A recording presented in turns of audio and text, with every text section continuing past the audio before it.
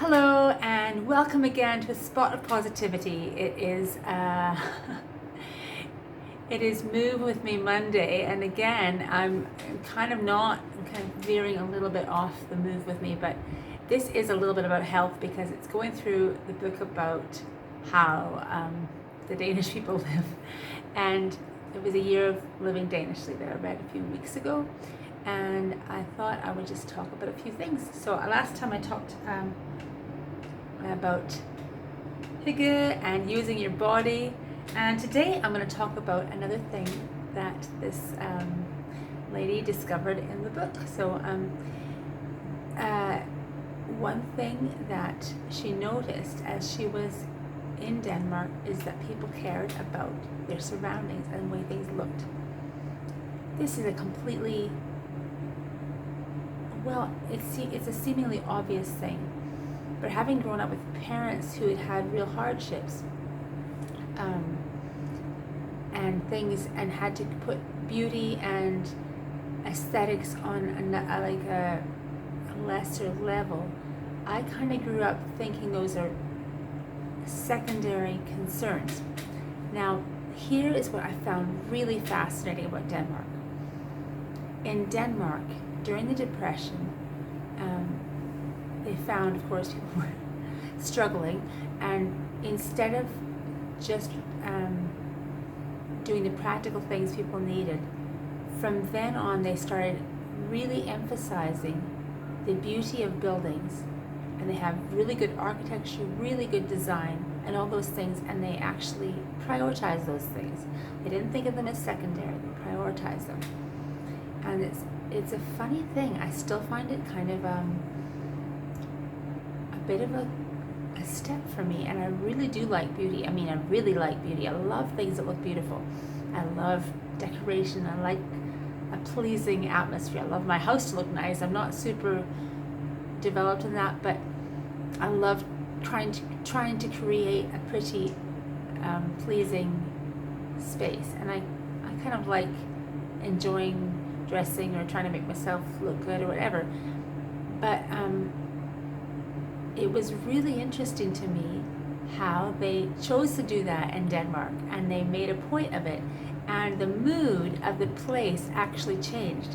And if you have people liking where they are, liking the feeling of being in that surrounding, then they become more productive in their work. They automatically improve, because their mood is better, they're more productive, they're probably nicer to each other, all that kind of stuff. And they just realize this, which may seem obvious, but somehow I think, we'll think about the way it looks right now, we just got to get things done. And they just said, no, this is important, design is important. And so they've come up with some very good designers, and of course we all know we like the way Scandinavian decor is, and furniture and stuff like that, but they've really made a point of this in Denmark, and it's paid off because people are more satisfied and happier with their life, partly because they have addressed the aesthetics. So I totally found that fascinating. There's something in me that thinks, no, pragmatism, I don't know where that comes from, because I'm artistic, I'm creative, and I do aspire to make things look nice.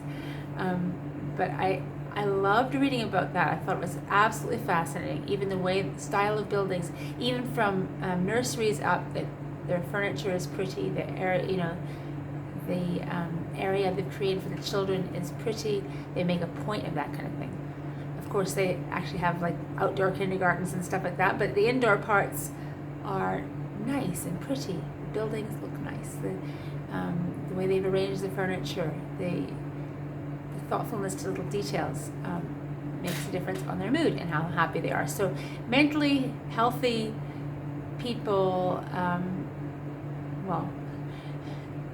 how could I say it? Maybe I should say it can improve mental health to care about the way things look. Obviously, there's sometimes you just can't go and make your house all perfect and everything, but with what you have, And when you have time, a little goes a long way.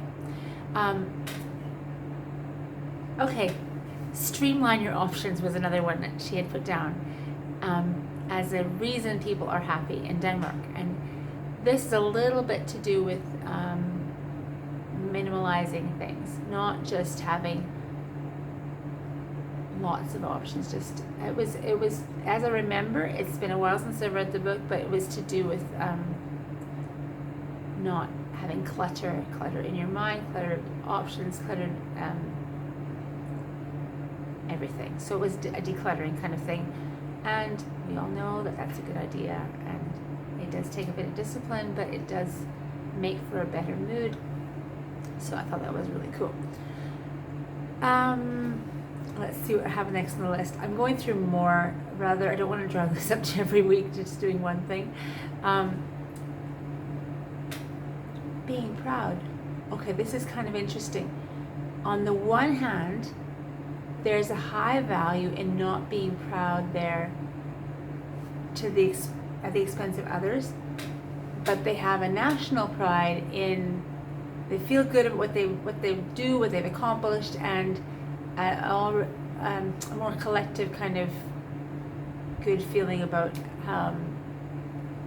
what's gone on in the country. So they're proud of their identity. It's very interesting because whereas in some countries it's really looked upon as a thing to aspire to be confident in who you are and what you've done. It's not quite like that in Denmark, as far as I could see and read about. It's more about how people have done as a team.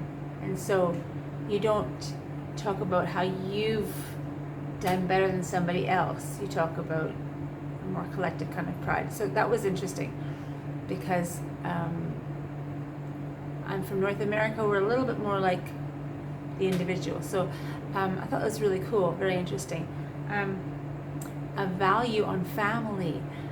And of course, it's, everyone loves their family, but they really value that there. And in fact, they value family to the point that on a Friday afternoon, people get let out of school, class, work early in order to spend time with their family because it's valued.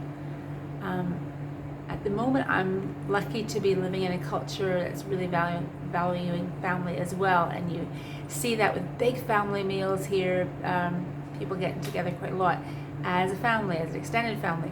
So that does translate into more of a satisfaction and happiness and stuff. So,